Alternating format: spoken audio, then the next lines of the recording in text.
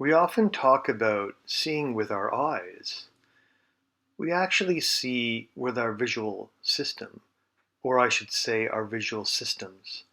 Light comes from the sun, bounces off an object like a tree, and some of that light ends up entering our eye, hits the back of our eye, forms an image, an upside down image, which is then interpreted by our brain. To understand how our visual systems work, it's important to have an understanding about how the eye functions. Light passes through the cornea, which protects the eye and filters some of the ultraviolet light out of it. It goes through the lens. The lens changes shape so that a clear image can be projected onto the back of the eye at various distances. The light flows through the vitreous humor, which transmits it to the back of the eye. The back of the eye is covered by the retina, which senses light and creates electrical impulses that are sent to the brain. Part of the retina is the macula, which is at the back of the eye. It's only about 5 millimeters across, and it's responsible for our central vision, most of our color vision and fine detail of what we see, and it has a high concentration of photoreceptor cells. Finally, there's the fovea, a tiny pit in the middle of the macula of the retina. It provides the clearest vision of all. In the fovea, the layers of the retina are spread aside so that light falls directly on the cones.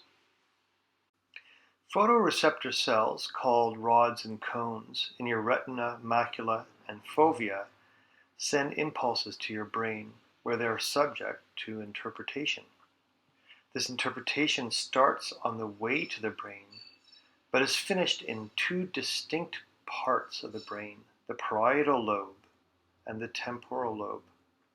These two parts of the brain are as anatomically distinct from one another as hearing is from vision. Two distinct parts of the brain means two distinct visual systems. These systems have been called the what system and the where system. These two visual systems are responsible for very different parts of our visual experience. The where system is evolutionarily older and common to all mammals. The what system is evolutionarily younger and is only in primates, of course humans. The where system deals with luminance, shape, and texture. The what system deals with color, emotion, and symbolism.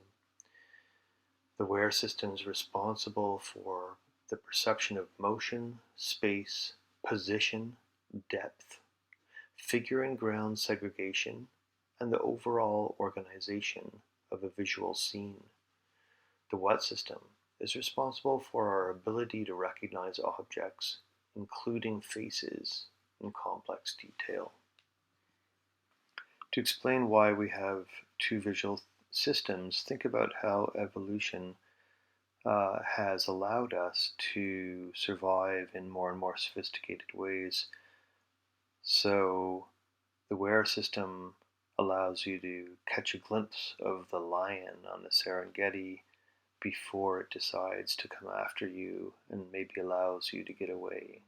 Whereas the what system allows you to read the emotions on the face of the angry man sitting across from you at the campfire who may decide to hurt you in your sleep.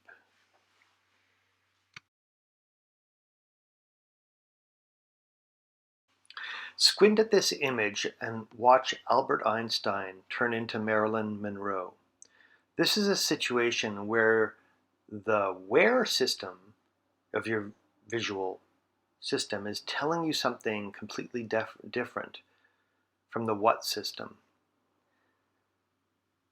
When we ask you to squint at your still life when beginning to paint it, we're doing this because the information that you get from squinting will allow you to bypass the what system, and things like value, the overall organization of a scene, the figure ground, segregation of the objects that you're looking at, and the shape of large areas of value will be more available to you by doing it.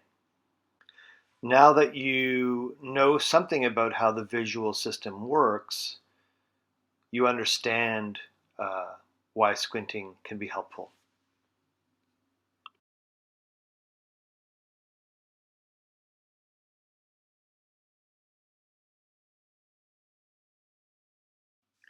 Squint at this image and watch Albert Einstein.